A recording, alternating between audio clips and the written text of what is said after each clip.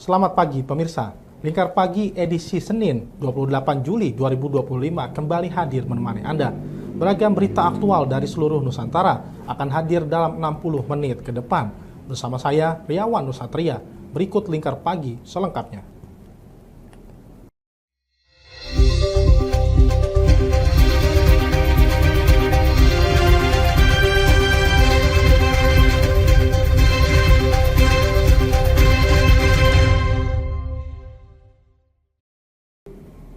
Kudus, Jawa Tengah memiliki sajian sarapan yang khas, yang tak hanya legendaris, tetapi juga menggugah selera. Lentok Tanjung, hidangan lontong dengan sayur nangka ini menjadi primadona di pagi hari dan diburu pecinta kuliner bahkan hingga dari luar kota.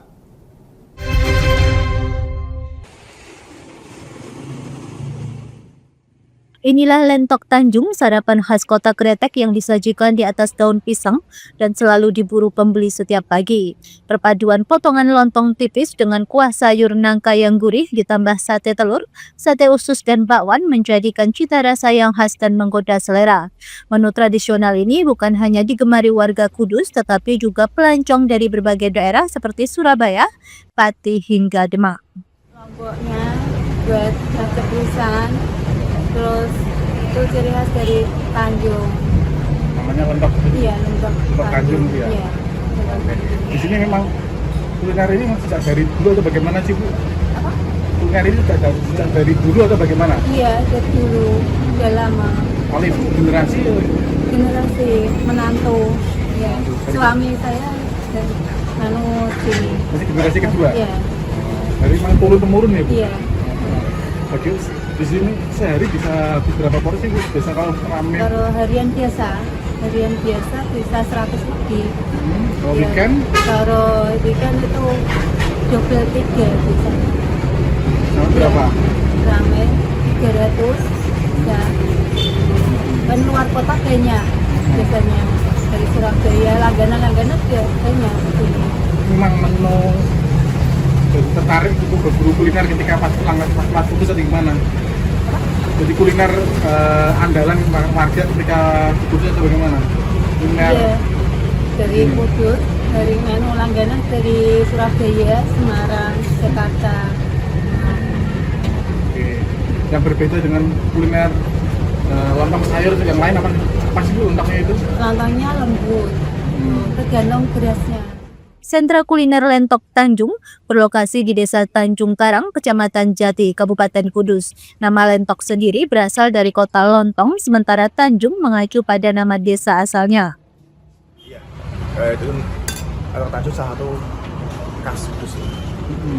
Khasnya ini ya, Iya, lontong itu ya, lontong sayur itu. iya, Jadi emang kalau pas melintas cari sarapan bingung mau ke sini atau bagaimana? iya, langsung ke sini. Di sini. Saya ada acara di Kudus, langsung ke sini, makan di sini. Rasanya bagaimana Mas? Enak sih, mantap. Satu porsi isinya apa aja itu Mas? Ada lontong, lontongnya, sama sambal sama bebek kerupuk. Terus tadi topping-topping pilihan lauknya banyak. Ada sate sih, sate dan lain-lain. Ini banyak pilihan juga ya. Iya, ada juga. Kadang seminggu sekali sih pas lewat ya. Ini sarapan khas Kudus atau Ya gimana? makan pas khas Kudus ini. Tanjung, Tanjung. Namanya itu untuk Lentok Tanjung. lontong Tanjung ya. Iya. Kenapa Mas sering suka sama lontong ini Mas? Ya udah dari dulu sih. Seminggu sekali ke sini ya. Kuliner. Kuliner ya. Isinya apa aja sih Mas satu porsi itu? Isinya ya macam-macam nggak. Otomatis ada lentoknya itu lontongnya sama apa tuh, kuahnya sama apa? Sama kayak sate telur sama apa? Kayak usus gitu. Semacam toppingnya ya. Dari segi harga, Lentok Tanjung juga cukup ramah di kantong. Hanya dengan Rp10.000, pembeli sudah bisa menikmati seporsi lengkap dengan lauk pendamping.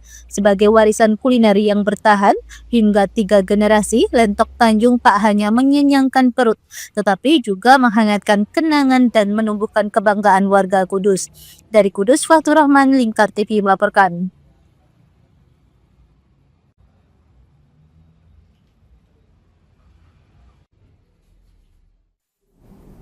Biasanya kopi diseduh dengan air panas, namun bagaimana jika kopi justru diseduh dengan air es? sebuah kedai kopi di Semarang ini menyajikan sensasi unik dalam secangkir Java and Ice.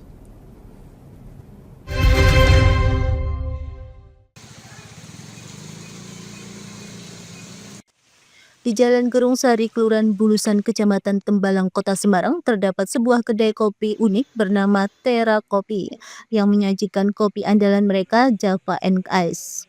Berbeda dari biasanya, kopi ini tidak diseduh dengan air panas, melainkan menggunakan air es. Abdul Wahid, pemilik kedai, menjelaskan bahwa Java and Ice memiliki 4 varian rasa, yaitu kopi seduh biasa, kopi madu, kopi nanas, dan kombinasi madu nanas. Semuanya menggunakan kopi Arabica pilihan yang diseduh dengan air es selama sekitar 7 menit. Ide kreasi ini berangkat dari prinsip bahwa makanan atau minuman bisa matang tidak hanya dengan panas tetapi juga dengan dingin, meski proses dingin lebih rumit dan membutuhkan ketelitian. Walid menghabiskan waktu 2 tahun untuk menemukan cita rasa yang pas, hingga akhirnya memilih nanas sebagai buah yang paling cocok dipadukan dengan madu. Ini namanya kopi apa? Ini namanya kopi madu. Jadi secara garis besar saya sebutkan Java and Ice. Kenapa saya kasih nama itu? Kalau biasanya orang kan nyebutnya ada namanya Japanese. Nah, Japanese itu kan kopi dikasih es. Tapi kalau ini saya membuatnya adalah kopi brewingnya itu pakai air es. Karena dengan pakai air es itu saya mencoba untuk bagaimana mengeluarkan sari kopinya itu yang memang dibutuhkan waktu yang cukup lumayan panjang, setidaknya dari 1 sampai 7 menit kurang lebih waktunya. Salah satu peminat kopi, Sarifah Aulia, mahasiswa asal Samarinda, Kalimantan Timur, mengaku awalnya sempat ragu. Namun setelah mencicipi, ia merasa rasa madu dan nanas tetap memberi ruang bagi karakter kuat dari kopi itu sendiri. Jadi aku udah cobain yang nanas ya, itu rasanya ternyata manis dari nanasnya tuh ada, jadi segar gitu, ada asam-asamnya dikit. Dan awalnya kirain nggak cocok untuk cewek, kayak untuk cowok-cowok doang gitu, tapi ternyata bisa diterima kalau untuk cewek, dan pasti suka sih karena ada sensasi segernya gitu. Terus kalau untuk yang kopi madu tadi, manisnya pas, manis dari madunya ada, terus rasa kopinya juga tetap terasa ya, dan manisnya tuh enggak yang terlalu manis banget, jadi cocok sih untuk nemenin tugas atau nyantai gitu. Kedai Tera Kopi ini buka setiap hari mulai pukul 9 pagi. Bagaimana, tertarik mencoba sensasi dingin dari secangkir Java and Ice? Dari Kota Semarang, Rizky Sarul, Lingkar TV melaporkan. Bukit Senja Diponegoro yang terletak di belakang Universitas Diponegoro, Tembalang, Kota Semarang, kini menjadi magnet baru bagi anak muda. Setiap sore, tempat ini ramai dikunjungi untuk sekedar menunggu indahnya senja, bermain layang-layang, hingga berdiskusi santai di alam terbuka.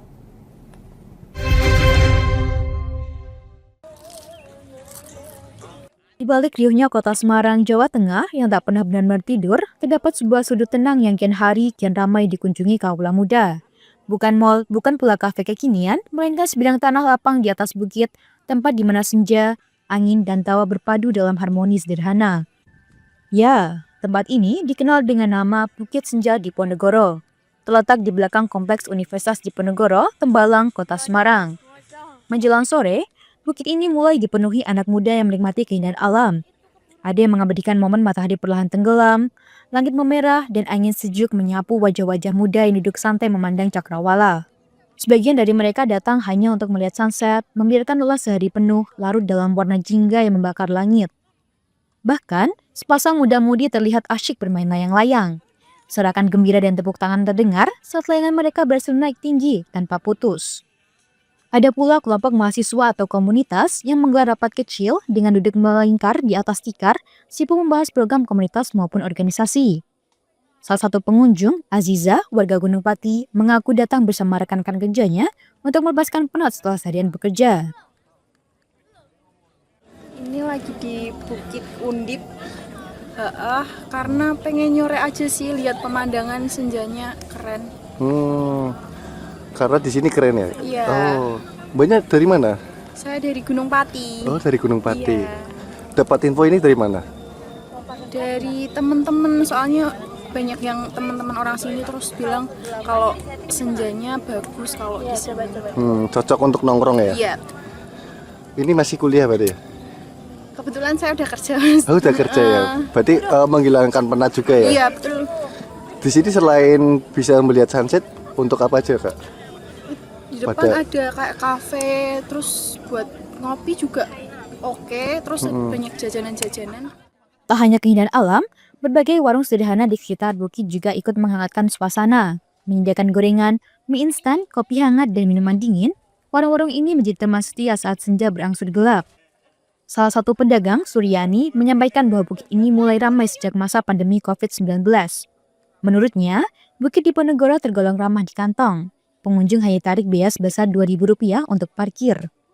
Pengunjung bukit ini didominasi remaja dan anak muda, tak hanya dari Semarang, tetapi juga dari Kendal, Demak, dan sekitarnya. Pengunjungnya dari Semarang aja apa dari luar kota, Bu? Kalau luar kota, ada yang dari luar kota, kadang ada yang dari Kendal gitu kan. Kendal, terus Buleri, ya. Purwodadi gitu, Pati. Demak ada ya, Bu? Demak ada. Ada ya, Bu. Berarti di sini mayoritas untuk melihat pemandangan gitu ya, Bu? Yeah. Oh. Baik. Kalau penjualannya juga ramainya waktu weekend, Bu? Enggak juga sih, Mas. Oh. Yeah. Penjualannya berarti tergantung pengunjung ya? Iya, tergantung pengunjung. Dari Kota Semarang, Rizky Syahrul, Lingkar TV melaporkan. Pemandangan tak biasa terlihat di SDN 1 Karangjati, Blora. Puluhan siswa harus belajar berdampingan di ruang kelas yang penuh dengan suara bising dan bau tak sedap dari kotoran ratusan kelelawar yang menghinggapi salah satu ruangan sekolah.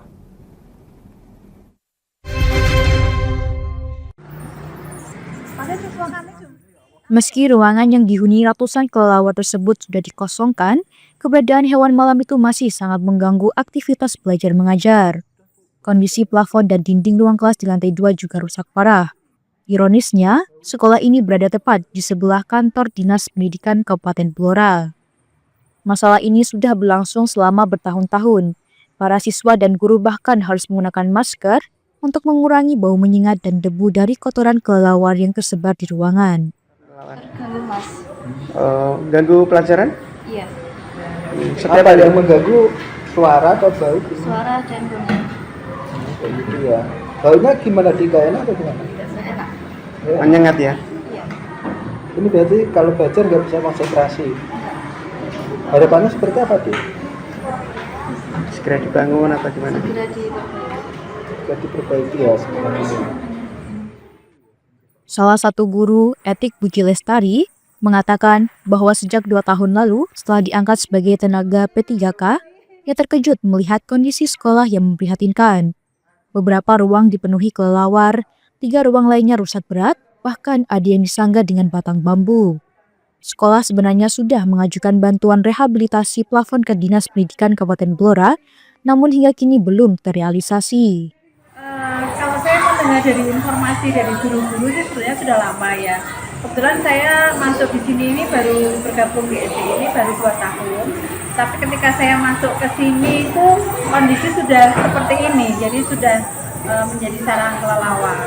Nah ini kebetulan ruangan ini memang dulunya itu dipakai untuk tempat gamelan ya, tapi karena kondisinya yang rusak, akhirnya tidak dipakai lagi. Bu sudah pernah mengajukan ke Dinas Pendidikan, Bu? Untuk pengajuan sudah, kami sudah melakukan. Kami bahkan tahun yang lalu di bulan Agustus tahun lalu itu kami sudah mengajukan ke dinas ya.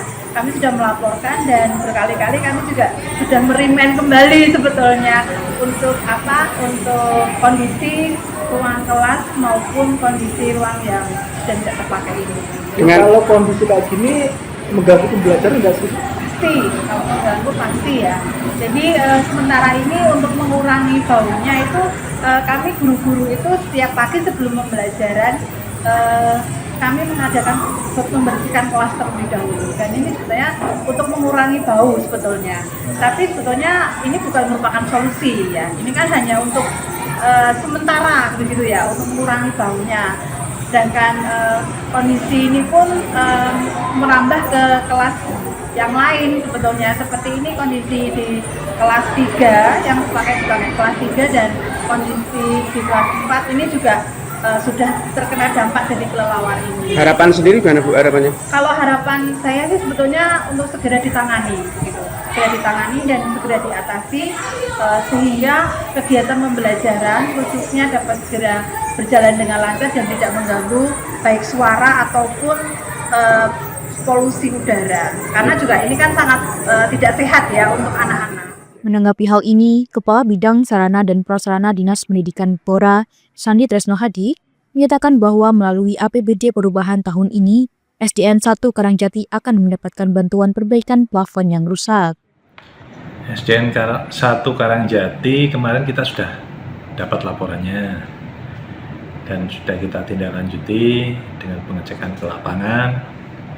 Memang ada beberapa ruang itu yang ambrol plafonnya, ya. Dan sebenarnya menurut kami itu penyakitnya masih penyakit yang lama. Jadi adanya penumpukan kotoran dari kelelawar yang masuk, rata-rata seperti itu, dan itu sebenarnya sudah pernah kita rehab juga 5 tahun yang lalu, dan sekarang ternyata masih terjadi lagi, artinya kembali lagi. Dan tentunya ini tetap menjadi perhatian kita, dan kita akan anggarkan, kita akan perbaiki sesegera mungkin lah. Dari Kabupaten Blora, Hanafi Lingkar TV melaporkan. Baik pemirsa, kami akan kembali usai jeda pariwara berikut ini. Tetaplah bersama kami.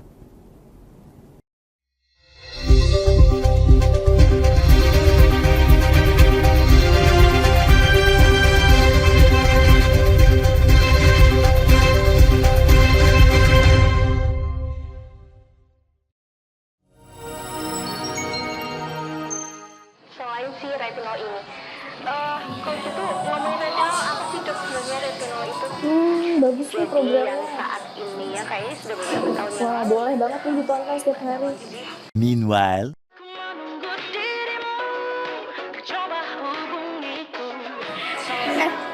Kamu lagi nonton apa sih dari tadi kok apem-apem mulu? Ini loh lagi nonton program Cantik Sehat di Lingkar TV. Bagus banget sih programnya. Oh ada ya program kayak gitu? Ada loh di programnya di Lingkar TV. Kau udah tahu kan Lingkar TV? Belum. Kan belum tahu Lingkar TV. Lingkar TV itu TV digital streaming online yang sudah mengantongi izin PSE dari Kominfo dan bisa diakses di HP kalian mestinya. Oh iya? Iya, bagus loh. Coba di-download sekarang. Bentar deh, aku tak coba download dulu. Iya. Selain program Cantik Sehat, kalian juga bisa menonton program lainnya di Lingkar TV dan bisa ditonton kapanpun dan dimanapun kalian berada loh. Gimana, udah bisa? Udah nih, punyaku udah bisa. Punyaku juga udah nih. Oh iya, bagus dong kalau udah download semuanya. Tunggu apa lagi? Sekarang giliran kamu download aplikasi Lingkar TV di Play Store.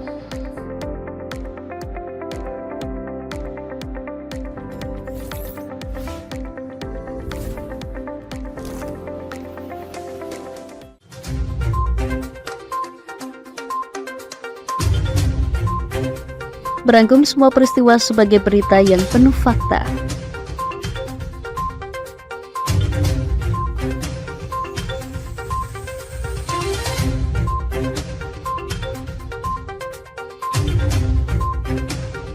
Saksikan Jateng hari ini setiap Senin hingga Sabtu hanya di Lingkar TV.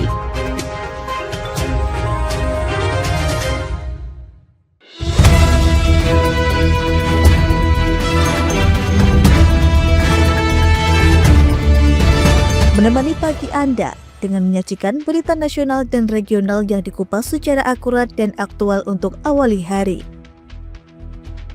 Dalam Lingkar Pagi, setiap Senin hingga Sabtu jam 8 pagi hanya di Lingkar TV.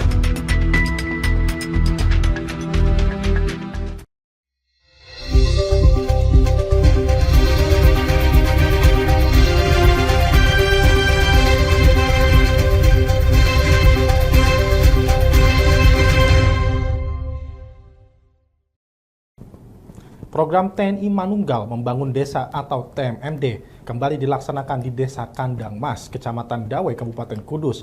Selain fokus pada pembangunan infrastruktur seperti betonisasi jalan dan jembatan, program ini juga menjadi bagian dari upaya berkelanjutan untuk meningkatkan kesejahteraan masyarakat desa.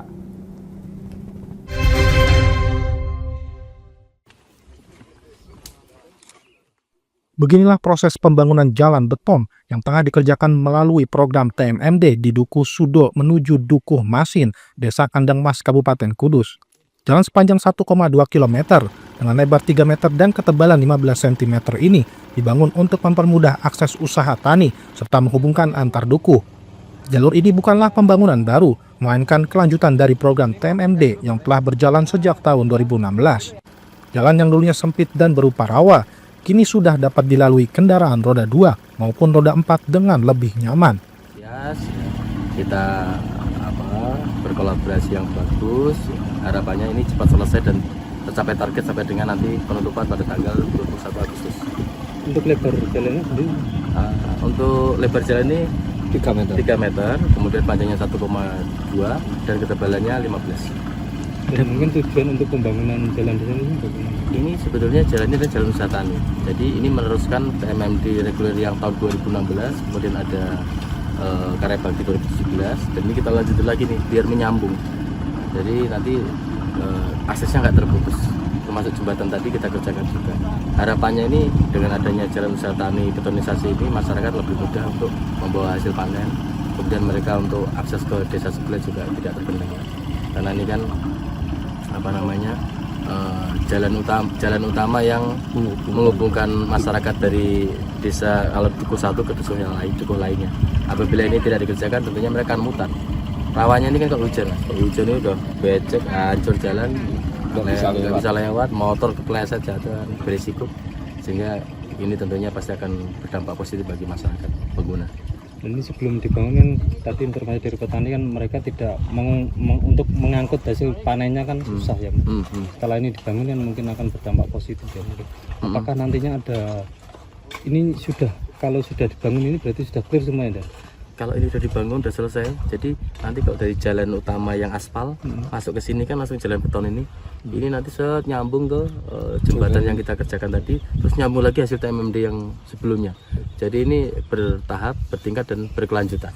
Nah, ini tentunya sangat bermanfaat bagi warga, terutama untuk akses transportasi. Setelah dibangun nanti ini untuk kekuatannya bisa dilalui kendaraan roda 4? Roda 4 bisa karena kan ini takaran dan hitungan ukurannya sudah sesuai dengan kemampuan untuk tonasenya. Jadi tentunya ini bisa dilalui kendaraan roda 4. Total yang dikerahkan ada berapa? Ini tadi saya ambil apel tuh 230 orang terdiri dari anggota saya sendiri, kemudian dari masyarakat dan stakeholder yang lain. 230 totalnya tadi yang bekerja bersama-sama pada hari ini. Kepala Desa Kandang Mas Sofwan menyambut baik program yang digagas Kodim 0722 Kudus ini. Ia menyebut pembangunan jalan tersebut menjadi urat nadi baru bagi pergerakan roda ekonomi desa. Di sepanjang jalur ini terdapat banyak tanah kas desa yang akan dilelang untuk keperluan pertanian. Dengan akses yang lebih baik, nilai lelang tanah dan produktivitas petani pun diharapkan ikut meningkat. Ini ada betonisasi, terus ini juga ada jembatan yang runtuh ini. Terus sasaran yang lain ada bedah rumah, ada juga jambanisasi, termasuk ada juga program ketahanan pangan, yakni untuk peningkatan penghasilan masyarakat, termasuk membantu anak-anak yang saat ini sedang stunting nanti dibantu pemberian protein dari usaha ketahanan pangan oleh teman-teman TNI. Kalau pendapatnya sendiri dengan banyaknya kegiatan itu seperti apa Pak? Tadi ada betonisasi juga di jalan ini. Iya. Termasuk betonisasi jalan ini adalah sasaran utama kegiatan TMMD. Jadi untuk kegiatan ini saya sangat-sangat bangga dan saya sangat berterima kasih kepada Kodim 0722 Kudus dengan adanya program TMMD. Dan kebetulan program ini juga program lanjutan. Kenapa kami katakan lanjutan? Karena akses jalan ini memang dari awal yang merintis adalah TMMD juga. Nanti takutnya masuk di sana. Iya. Terus Setelah itu ini ada program TMMD lagi. Jadi dari 2017 TMMD reguler, ini reguler lagi, dan 2018 kemarin juga ada karya bakti, dan titiknya juga 1 titik. Jadi ini semuanya nyambung. Pembangunan jalan ini menjadi salah satu sasaran utama TMMD tahun 2025 di Kudus. Lebih dari 230 personel gabungan dari TNI, Polri, Linmas, Destana, serta masyarakat terlibat langsung dalam kegiatan ini. Tak hanya membangun jalan, TMMD juga mencakup pembangunan jembatan, bedah rumah, hingga program penanganan stunting di Desa Kandang Mas. Program ini menunjukkan bahwa pembangunan desa tak hanya sebatas fisik, namun juga mencakup aspek sosial dan kesehatan masyarakat. Dengan semangat gotong royong, Desa Kandang Mas mulai bangkit menuju desa tangguh dan mandiri. TMMD diharapkan menjadi langkah berkelanjutan dalam mempererat sinergi antar lembaga, serta mempercepat pembangunan pedesaan dari akar rumput. Dari Kudus, Fatur Rahman, Lingkar TV melaporkan.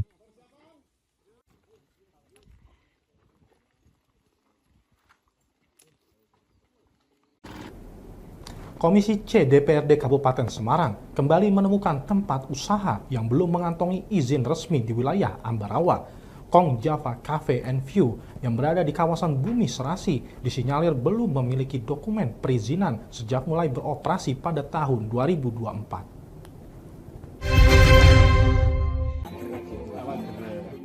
Kong Java Cafe and View yang berlokasi di lingkungan Pojok Sari, Kecamatan Ambarawa, Kabupaten Semarang, didatangi oleh jajaran Komisi C DPRD Kabupaten Semarang bersama DPM PTSP setempat. Kunjungan dilakukan karena kafe tersebut diketahui telah beroperasi tanpa memiliki dokumen perizinan resmi. Ketua Komisi C DPRD Kabupaten Semarang, Wisnu Wahyudi, menegaskan bahwa setiap jenis usaha wajib mengantongi izin sebelum beroperasi. Tak hanya menyoroti aspek legalitas usaha, Wisnu juga menekankan bahwa pendirian bangunan di atas saluran irigasi seperti yang terjadi di lokasi kafe tersebut merupakan pelanggaran terhadap peraturan daerah. Terkait dengan ranah mitra kami di perizinan berdirinya Kong Java ini, pastinya juga ada dokumen-dokumen pendukung dalam hal ini perizinan.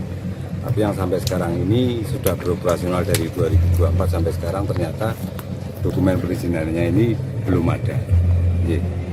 Pada bangunan yang ada di atas irigasi atau sungai sendiri kan tidak diperbolehkan. Tentunya apapun alasan yang disampaikan oleh pengusaha di sini supaya dinas nanti yang menyikapi layak dan tidaknya bangunan di atas sungai tersebut. Jelas pelanggaran pastilah, karena sesuai dengan aturan di Perda kan tidak diperbolehkan. Pengelola menyampaikan bahwasanya memang membantu warga nantinya event-event khusus terkait UMKM. Tapi apapun alasannya, kelurahan juga kami panggil, ternyata juga sudah mendapat teguran. Dalam artian berarti event-event yang dimaksud ini benar dan tidaknya kita belum tahu. Sementara itu, PLT Kepala DPM PTSP Kabupaten Semarang, Heti Setiorini, menjelaskan bahwa ia secara rutin melakukan pengawasan terhadap data pelaku usaha di wilayah Kabupaten Semarang. Langkah ini bertujuan untuk memetakan pelaku usaha yang telah maupun yang belum memiliki izin resmi. Jika ditemukan usaha tanpa izin, pihak DPM PTSP akan mengirimkan surat peringatan dengan tembusan kepada perangkat daerah terkait. Heti menambahkan proses pengurusan izin saat ini tergolong mudah, di mana pelaku usaha cukup mendatangi mal pelayanan publik di wilayah Tuntang.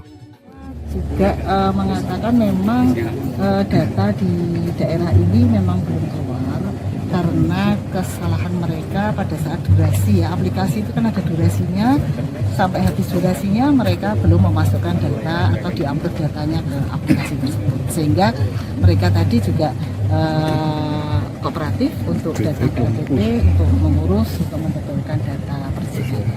Penting ya, cek dengan tim bahwa di atas saluran ya biasanya tidak boleh ada apa-apa. Meski pihak pengelola kafe mengaku akan segera mengurus perizinan, keberadaan Kong Java Cafe and View disebut telah memberikan ruang aktivitas bagi warga, mendukung UMKM, serta membuka lapangan kerja di lingkungan Pojok Sari Ambarawa. Dari Kabupaten Semarang, Hesti Maniar, Lingkar TV melaporkan.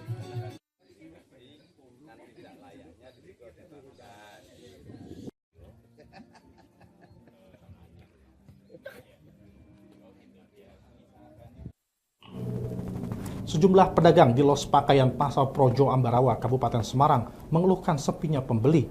Kondisi ini semakin memprihatinkan karena sejumlah kios mengalami kebocoran atap, terutama saat musim hujan tiba.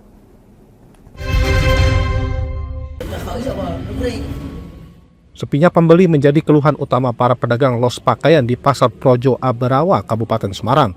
Fenomena pergeseran perilaku konsumen yang kini lebih memilih belanja daring menjadi salah satu penyebab menurunnya penjualan di pasar tradisional ini. Sebagian besar pedagang yang berjualan secara konvensional di pasar ini telah menekuni usaha selama belasan hingga puluhan tahun. Namun, karena rata-rata berusia di atas 40 tahun, mereka mengaku kesulitan mengikuti tren pemasaran digital. Padahal jenis pakaian yang dijual pun sudah mengikuti tren mode terkini. Sayangnya hal itu belum cukup menarik minat pembeli datang langsung ke pasar. Selain lesunya transaksi, para pedagang juga menghadapi masalah infrastruktur. Banyak kios di los pakaian mengalami kebocoran atap saat hujan turun. Tak jarang dagangan mereka basah bahkan rusak akibat air hujan yang masuk melalui atap yang bocor. Untuk menyelamatkan barang dagangan, para pedagang terpaksa memperbaiki atap secara mandiri maupun secara swadaya bersama pedagang lainnya. Masih banyak yang nggak laku. Soalnya kan ya kalah sama online juga mbak. Masalah sepi kalau sini. Sebelumnya saya itu kerjanya di belakang di toko pakaian juga sama, tahanan itu sama sepi. Nggak kayak dulu sebelum kobong itu loh sebelum terbakar. Sekarang tuh sering sepi. Pas sama online, TikTok juga banyak toh mbak. Gimana ya mbak kalau misalnya buka kan gratis kan harus bayar.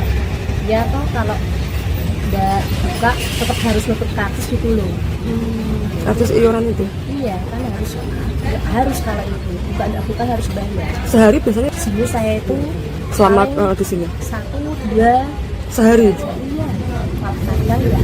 Nggak ada sama sekali? Nggak ada sama sekali. Itu keluar lah ya. Sehari? Tapi ya, tidak seperti dulu. Iso dijaga lah mbak. Buat hari-hari. Sekarang itu ya ngeden corona lah. Buka ndak buka, kita libur juga bayar mbak, besok double retribusinya gitu. Sekarang kalau dulu kan ndak. Iya, tutup. Sekarang itu buka ndak buka ya bayar. Ada harapan nggak bu? Tapi ya gimana ya? Ya tidak menyalahkan pemerintah semuanya. Apa? Di banyak lainnya juga gitu koyonya. Para pedagang berharap ada perhatian lebih dari pemerintah, khususnya dalam perbaikan fasilitas pasar. Meski mereka menyadari dominasi pasar online dalam dunia perdagangan saat ini, secerca harapan tetap ada untuk bertahan dan menghidupkan kembali geliat pasar tradisional Projo. Dari Kabupaten Semarang, Hesti Imaniar, Lingkar TV melaporkan.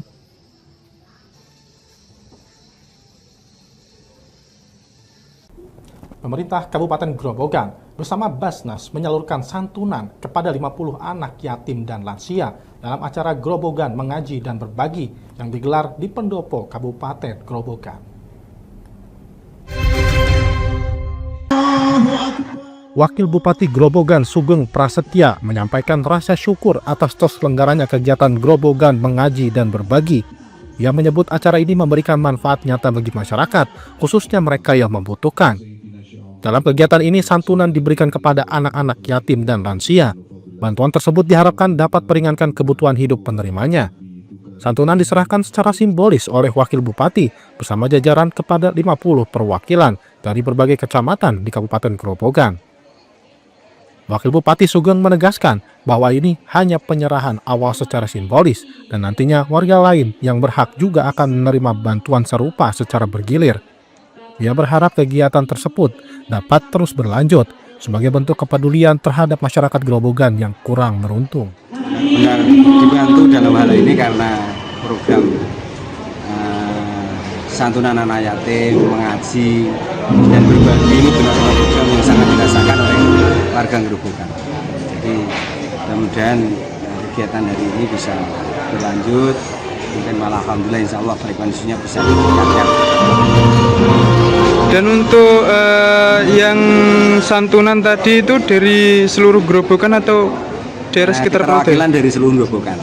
Jadi lampu yang didatangkan ada 50, keterwakilan dari kecamatan-kecamatan bisa terambil semua. Dan ini sifatnya tidak harus hari ini, mungkin bagi yang belum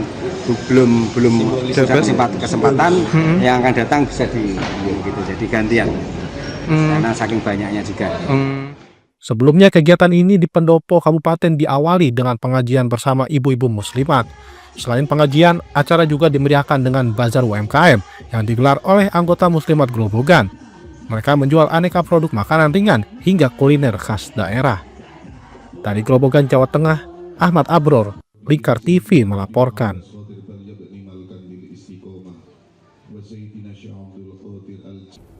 Baik pemirsa, kami akan kembali usai jeda pariwara berikut ini. Tetaplah bersama kami.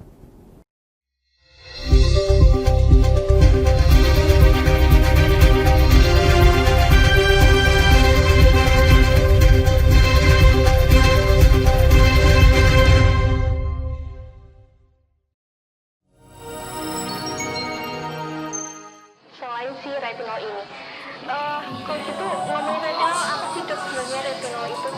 Bagus nih programnya. Yang saat ini ya kayaknya sudah beberapa tahun. Wah, boleh banget nih ditonton setiap hari. Meanwhile,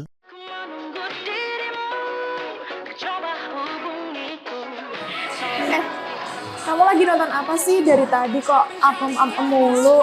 Ini loh lagi nonton program Cantik Sehat di Lingkar TV. Bagus banget nih programnya. Oh ada ya program kayak gitu? Ada loh di programnya di Lingkar TV.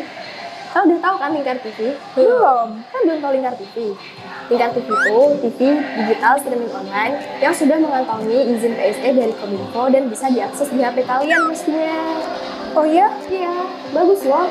Coba di-download sekarang. Bentar deh, aku tak coba download dulu. Iya. Selain program Cantik Sehat, kalian juga bisa menonton program lainnya di Lingkar TV dan bisa ditonton kapanpun dan dimanapun kalian berada loh. Gimana, udah bisa? Udah nih, punyaku udah bisa. Punyaku juga udah nih. Oh iya, bagus dong kalau udah download semuanya. Tunggu apa lagi? Sekarang giliran kamu download aplikasi Lingkar TV di Play Store.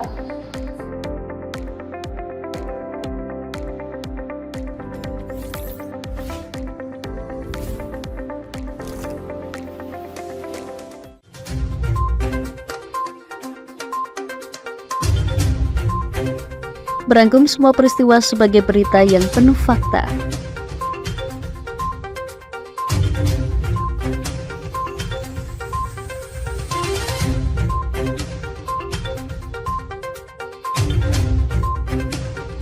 Saksikan Jateng hari ini setiap Senin hingga Sabtu hanya di Lingkar TV.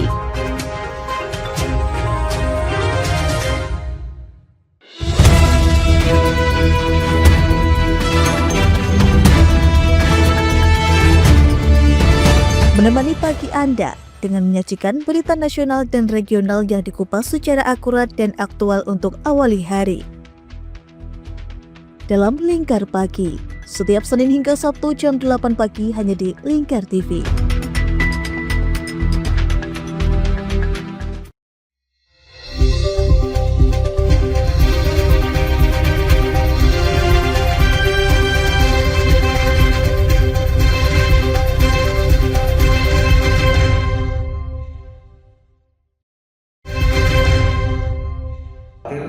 Komisi 7 DPR RI menilai perlunya menjaga standar ekosistem pariwisata untuk memastikan keberlanjutan sektor pariwisata di tanah air. Inilah yang disampaikan oleh Ketua Tim Kunjungan Kerja Reses Komisi 7 DPR RI Rahayu Saraswati di Balai Kota Solo, Jawa Tengah pada Jumat 25 Juli. Saraswati menyebut saat ini dunia pariwisata sudah berpindah, bukan hanya wisata biasa yang dinikmati, namun juga wisata budaya dan alam yang terus menjadi tren. Untuk itulah, diperlukan kesadaran lingkungan yang tinggi oleh masyarakat untuk menjaga kawasan yang layak menjadi destinasi. Ia berharap ada atau tidaknya undang-undang kepariwisataan, seharusnya setiap daerah mampu meningkatkan daya sadar masyarakat. Dan kita perlu untuk kembali lagi memastikan standar itu ditinggikan. Dan lewat revisi undang-undang ini, standar terutama yang eknya itu terjaga untuk meningkatkan keberlanjutan, bukan hanya dari segi bisnis tapi juga untuk lingkungan kita. Agar apa? Itu dunia itu sudah berpindah sekarang, bukan hanya wisata yang biasa tapi wisata untuk budaya alam itu sedang meningkat sangat luar biasa, tapi dengan kesadaran lingkungan yang tinggi.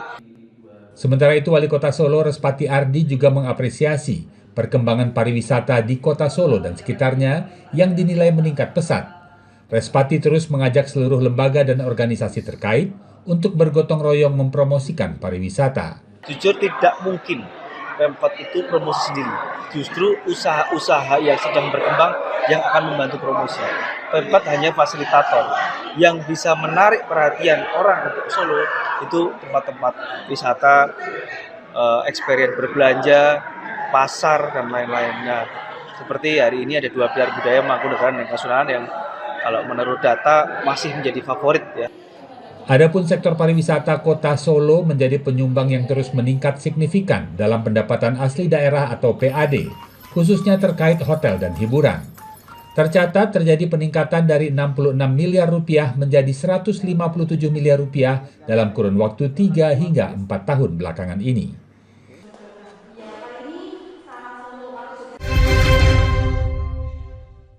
Timnas Indonesia U23 mengunci kemenangan atas Thailand lewat adu penalti saat bertanding di Stadion Utama Gelora Bung Karno, Jakarta, Jumat 25 Juli. Pertandingan berjalan secara dramatis lantaran anak asuh Gerald Vandenberg sempat tertinggal gol, akan tetapi tak ada kata menyerah sebelum pertandingan usai. Hingga Jens Schraven menyamakan kedudukan lewat gol tandukan kepala di menit 84. Skor 1-1 justru membawa Garuda Muda dan Gajah Perang Muda berlanjut di babak tambahan waktu bahkan sampai adu penalti. Asisten pelatih Timnas U23 Frans van Kempen mengaku saat tertinggal atas Thailand ia mengubah strategi permainan dengan memasukkan pemain dengan posisi postur tubuh yang tinggi sehingga mampu menyamakan kedudukan saat bertanding. A really tough game, 90 minutes extra time and penalties. It is really, excited. So we are really happy that we beat them and we happy that we are in the final. Sementara itu, penjaga gawang Timnas Indonesia U23 Muhammad Ardiansyah menyebut ia percaya diri pada pertandingan Indonesia kontra Thailand sebab pelatih kiper telah memberikan kepercayaan diri untuk bermain hingga adu penalti dan mampu menepis tendangan pemain lawan. Tidak mudah bagi kami untuk bisa menang. Ya mungkin di adu penalti tadi kita bisa menang karena rezeki. Saya berterima kasih kepada supporter Garuda fans yang telah hadir, datang, mendukung dan mendoakan kami. Kemenangan Timnas Indonesia U23 mengunci posisi untuk Garuda Muda berada di final Piala AFF U23 yang nantinya akan berlaga melawan Vietnam pada 29 Juli mendatang.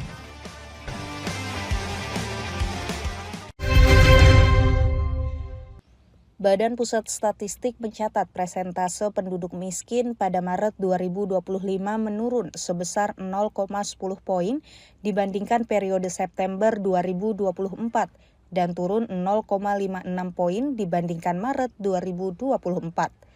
Angka kemiskinan pada Maret 2025 usai penurunan tersebut berada di angka 8,47%.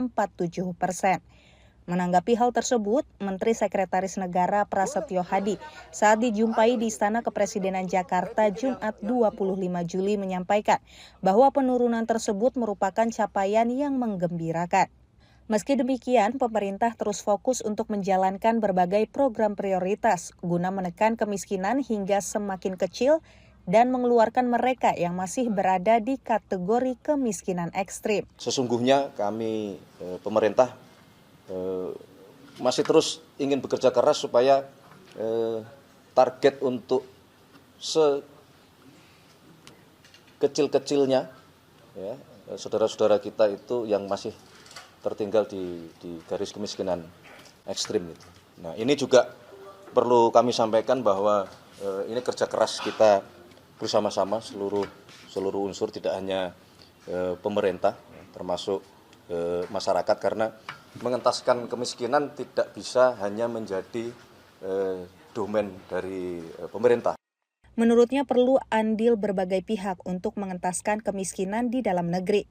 Pemerintah juga terus mengintegrasikan program-program prioritas guna mencapai tujuan penurunan angka kemiskinan.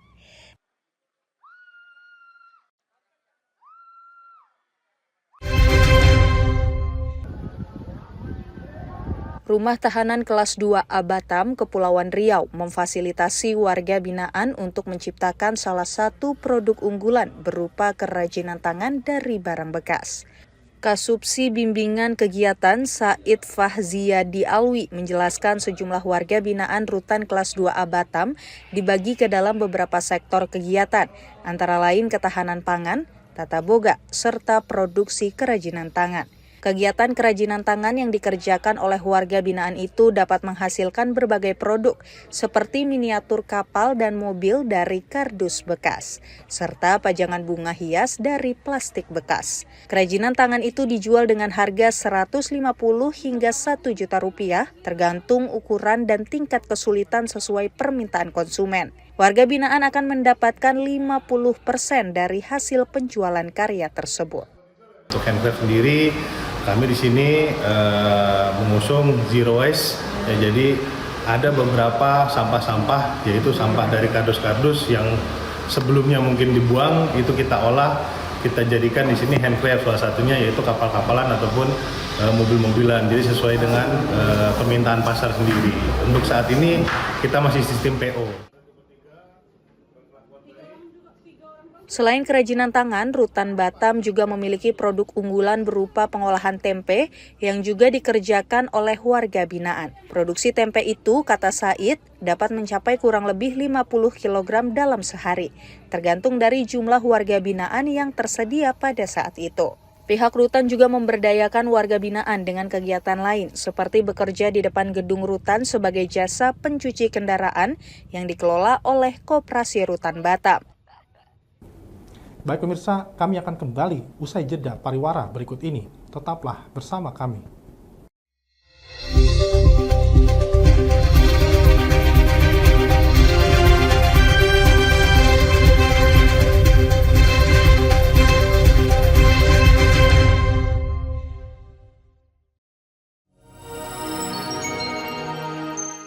Selain si retinol ini, kalau gitu ngomongin retinol, apa sih dok sebenarnya retinol itu? Bagus nih programnya. Yang saat ini ya kayaknya sudah beberapa tahun yang Wah, boleh banget nih ditonton setiap hari. Meanwhile,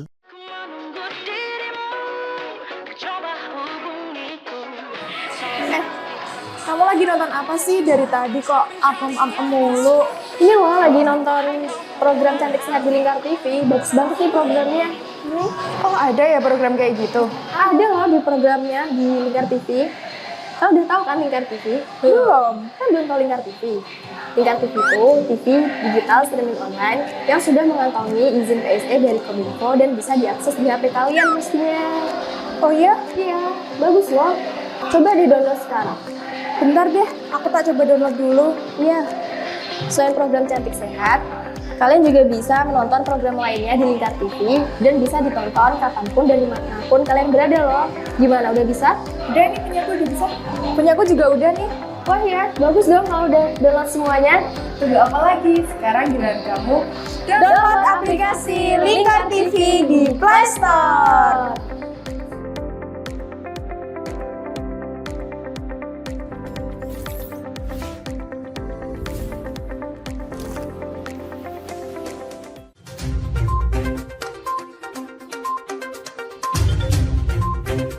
Merangkum semua peristiwa sebagai berita yang penuh fakta.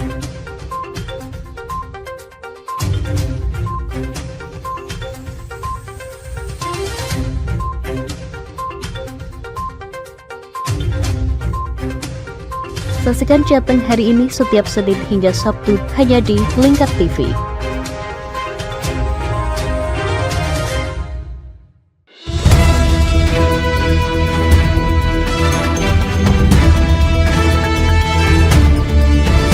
Menemani pagi Anda dengan menyajikan berita nasional dan regional yang dikupas secara akurat dan aktual untuk awali hari.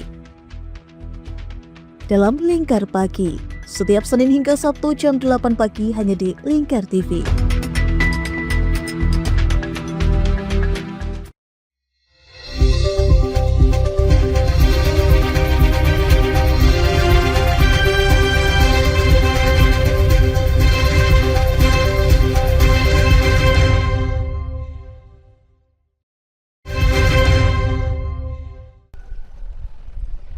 Anggota Persatuan Gateball Seluruh Indonesia atau Pergatsi kompak menggunakan pita hitam saat bertanding di Festival Olahraga Masyarakat Indonesia Fornas ke-8 di Provinsi Nusa Tenggara Barat pada Jumat 25 Juli. Penggunaan pita hitam ini merupakan ungkapan duka cita atas meninggalnya salah seorang anggota atau pegiat olahraga Pergatsi asal Yogyakarta saat menikmati wisata pra-pertandingan pada Kamis 24 Juli. Wakil Menteri Pekerjaan Umum Diana Kusumastuti yang sekaligus sebagai Ketua Pergatsi mengungkapkan meninggalnya salah seorang pegiat olahraga Pergatsi tidak memadamkan semangat untuk tetap melanjutkan pertandingan perdana yang digelar di lapangan Baradaksa Polda NTB. Untuk itu kami menggunakan pita hitam. Menggunakan pita hitam menandakan bahwa kami berduka dan ini memang tidak disengaja, mungkin sudah takdir dari Allah, tapi kami berduka yang sedalam-dalamnya. Kami juga langsung memberikan respon aktif kepada para tenaga medis yang kami miliki dan juga kami mengupayakan bagaimana pemulangan jenazah dengan cara yang terbaik. Kabar duka Fornas 8 ini berasal dari meninggalnya seorang pegiat olahraga Pergatsi saat melakukan snorkeling di kawasan wisata Gili Trawangan, Lombok Utara, yang terkonfirmasi meninggal dunia akibat serangan jantung.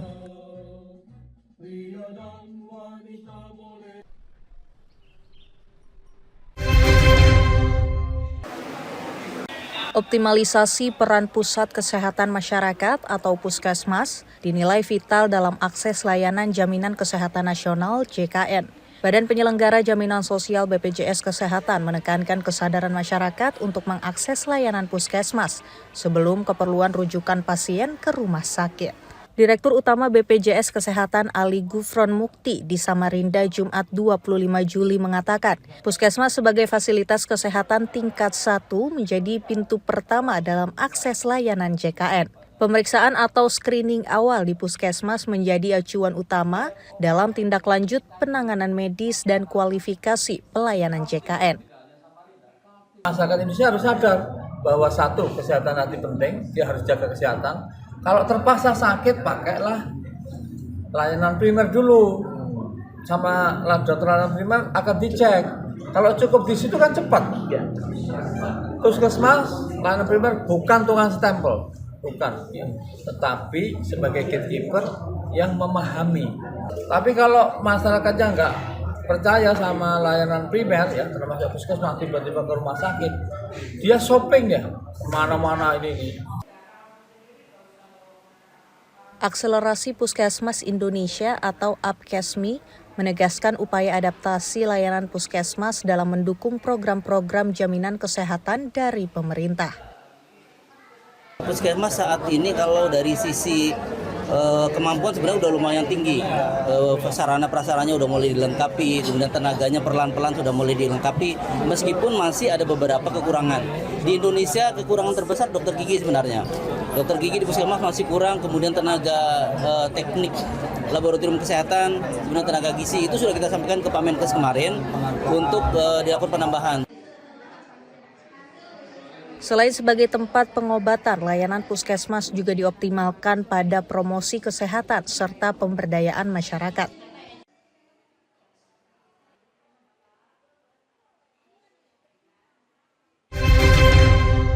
Bukan makanan lainnya. Badan Pusat Statistik mencatat beras menjadi komoditas utama makanan pembentuk garis kemiskinan di wilayah perkotaan Provinsi Gorontalo pada bulan Maret 2025. Beras memberikan kontribusi sebesar 31,44%, disusul rokok kretek filter 9,82%, tongkol tuna hingga cakalang sebesar 5,61%, dan cabai rawit 3,74%. Garis kemiskinan Provinsi Gorontalo pada Maret 2025 tercatat sebesar Rp503.854 per kapita per bulan. Dengan komposisi garis kemiskinan makanan sebesar Rp378.641 dan garis kemiskinan bukan makanan sebesar Rp125.313. Secara umum, angka kemiskinan di Provinsi Gorontalo mengalami penurunan sebesar 0,63%. Pada bulan September 2024 berada pada angka 13,87% dan pada Maret 2025 turun menjadi 13,24%. Pelaksana tugas Kepala BPS Provinsi Gorontalo, Dwi Alwi Astuti, Jumat 25 Juli mengatakan, saat ini beras medium di Provinsi Gorontalo mengalami kenaikan harga. Untuk merespons hal tersebut, pemerintah melalui Bulog telah melakukan upaya stabilitas harga, yaitu penyaluran bantuan pangan beras. Terkait dengan komoditas beras ini gitu, karena memang posernya paling besar. Dan kalau berdasarkan konsumsi dari Susenas Maret 2024, konsumsi beras masyarakat Gorontalo itu di atas nasional, di atas rata-rata nasional. Kalau di rata-rata nasional itu konsumsi beras per orang per bulan itu 6,5 kilo per orang per bulan. Tapi Gorontalo itu konsumsinya 7,5 kilo, 7,51 ya kalau nggak salah. Jadi lebih tinggi daripada konsumsi rata-rata nasional. Jadi itu juga menjadikan beras menjadi komoditas utama yang harus diperhatikan gitu. Untuk wilayah perkotaan, beras juga menjadi komoditas utama makanan pembentuk utama garis kemiskinan di wilayah perdesaan, dengan kontribusi sebesar 29,01%.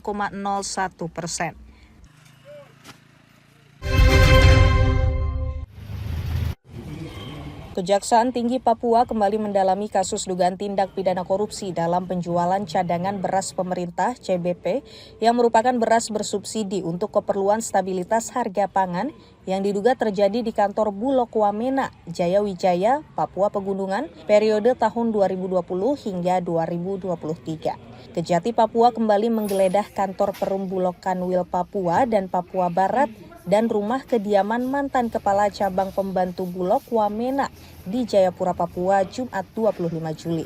Usai penggeledahan, Kepala Seksi Penyidikan Kejaksaan Tinggi Papua, Valeri Dedi Sawaki, mengatakan petugas telah menyita 2 boks besar berupa sejumlah barang bukti terkait kasus tersebut, seperti dokumen, laptop, dan 2 buku tabungan.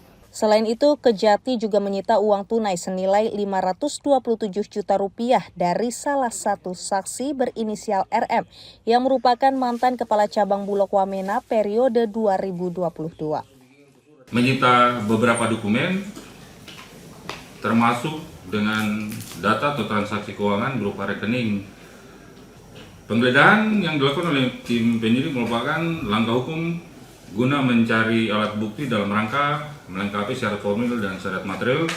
Untuk selanjutnya akan ditingkatkan ke tahap selanjutnya atau menentukan siapa pelaku. Pihak-pihak yang menerima yang bukan haknya mohon untuk dikembalikan, karena kami akan sampai ke situ. Dedi Sawaki menambahkan pihaknya berhasil menyelamatkan uang negara sebesar Rp1,4 miliar dari kasus tindak pidana korupsi ini. Selanjutnya, uang tunai hasil sitaan tersebut diserahkan kepada Bank BNI Jayapura untuk disimpan sebagai barang bukti. Adapun dari hasil perhitungan sementara penyidik, kerugian negara dari kasus dugaan korupsi beras bersubsidi ditaksir mencapai Rp80 miliar. Kejati Papua telah memeriksa sebanyak 38 orang sebagai saksi, namun hingga kini belum ada tersangka yang ditetapkan. Baik pemirsa, Lingkar Pagi berakhir sampai di sini. Jangan lupa saksikan Lingkar Siang setiap hari Senin hingga Sabtu pukul 1 siang waktu Indonesia Barat, hanya di Lingkar TV. Saya Riawan Nusatria, mewakili kru yang bertugas pamit undur diri. Selamat pagi dan selamat beraktivitas.